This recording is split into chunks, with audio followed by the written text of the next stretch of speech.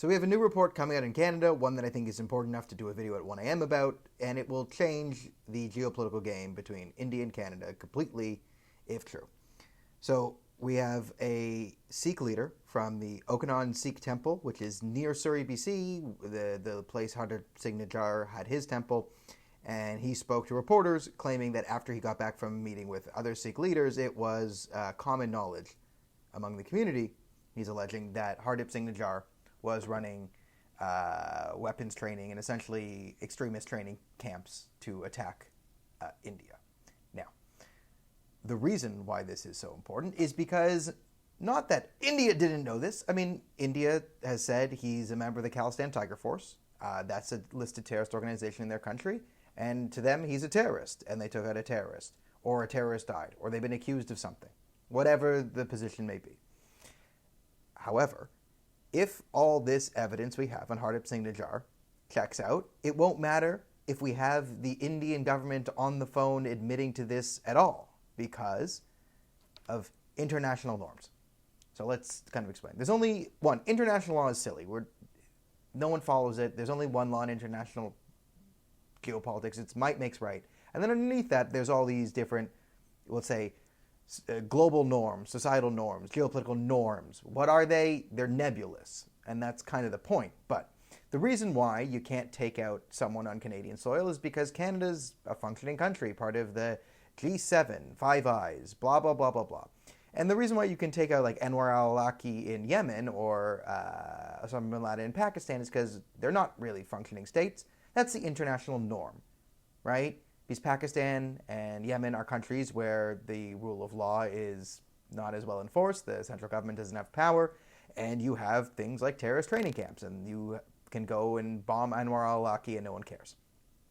Now, if all we know about Hardeep Singh Nijjar checks out, or all we have seen fits the narrative that he was actively planning violent activities in India, then no country will come to our aid because it sets a terrible precedent for their countries, right? So all the major Five Eyes countries, the UK, or none of the five, UK, Germany, France, if there are, hardcore terrorists out there in the world and they want to take them out, they usually do. Now, we'd say, okay, not in Canada, not in Australia, not whatever, but if Hardeep Singh Nijjar was running an active terrorist training camp that was fomenting violence, there's no country that's going to want to set the precedent that taking out the guy who's planning active terrorism and training people to do so in your country is a bad idea, right? The Americans won't want to fulfill this. The British, our allies, won't want to set this precedent, right? It was different when it was, was he maybe just an extremist talking about stuff, trying to hold a silly referendum, and then you took him out? That violates our sovereignty, right? Then each country, they don't want to set the precedent that if they have someone saying crazy stuff on their country, another government's going to come in and take him out and make them look weak. That's the international norm there.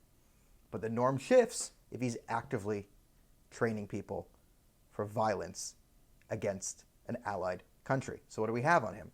We have the testimony of a Sikh leader who was near him. We have a 2016 Vancouver Sun article that talks about the possibility of this guy running terrorist training camps. We have him on the same billboard as the architect of the Air India bombing, calling them both shaheeds or martyrs in Punjabi, calling for the assassination of Indian officials. We have him holding the AK-47, which the Indian media has provided very good evidence that it was taken in Pakistan. So he's in Pakistan holding AK-47s. Listen, I don't trust any Sikh human rights leader who's doing trips to Pakistan, a country that started with 2 million Sikhs and now is down below 30,000.